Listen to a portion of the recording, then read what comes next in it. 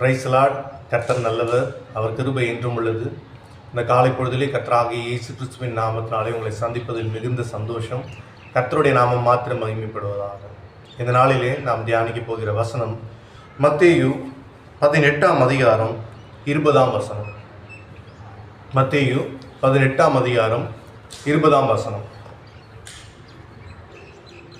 ஏனெனில் 2 பேராவது 3 பேராவது என் நாமத்தினாலே எங்கே கூடி இருக்கிறீர்களோ அங்கே அவர்கள் நடுவிலே இருக்கிறேன் என்றார்.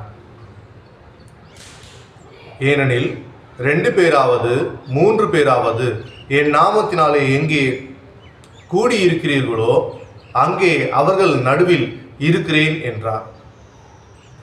இந்த இடத்துல நம்ம கவனிக்க வேண்டிய வசனம், அங்கே அவர்கள் நடுவில் இருக்கிறேன் என்றார். அவர் நாமத்தினால 2 அல்லது 3 பேர் கூடி ஜெபிக்கும் இடத்துல, துதிக்கும் இடத்துல, ஆராதிக்கும் இடத்துல நான் வருவேன் என்று கர்த்தர் சொல்லவில்லை, நான் இருக்கிறேன் என்று சொல்லுகிறார். இந்த காலங்களில் நம்முடைய அல்லது பல சபைகளுடைய ஆராதனைகள் எப்படி இருக்குன்னா, தேவ பிரசன்னம் இப்பொழுது இறங்கி கொண்டிருக்கிறது, தேவன் உங்களை தொடுகிறார், தேவன் நம் மத்தியில் இப்பொழுது வந்திருக்கிறார் என்று சொல்ல வேண்டிய அவசியமாக இருக்கிறது.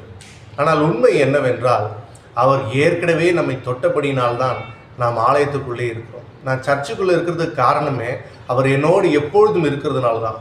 நான் துரோகியாக இருந்தபோது, நான் அவருக்கு எதிராக கலகம் செய்த போது, நான் அவரை சிலுவையில் அறைந்த பொழுது, நான் அவருக்கு எதிராக எல்லா விதமான பாவ செயல்களை செய்து கொண்டிருக்கும் பொழுதும் கர்த்தர் நம்மோடு கூட இருந்தார். அப்படி இல்லைன்னா நம்ம ரட்சிக்கப்பட்டது பொய்யின் ஆகிடும். அவர் நம்மோடு கூட இருந்தபடியினாலே நாம் தவறுகள் செய்து கொண்டிருந்த நேரத்திலும் அவர் நம்மோடு கூட இருந்து எல்லாவற்றையும் சகித்து நம்மை ரட்சித்து மீட்டெடுக்கும்படியாக அவர் எல்லா சூழ்நிலையிலும் மிக பொறுமையாய் நம்மோடு கூட இருந்தார். அவர் பிரசன்னம் ஒரு நாளும் நம்மளை விட்டு விலகுவதில்லை, நம்மை கைவிடுவதில்லை.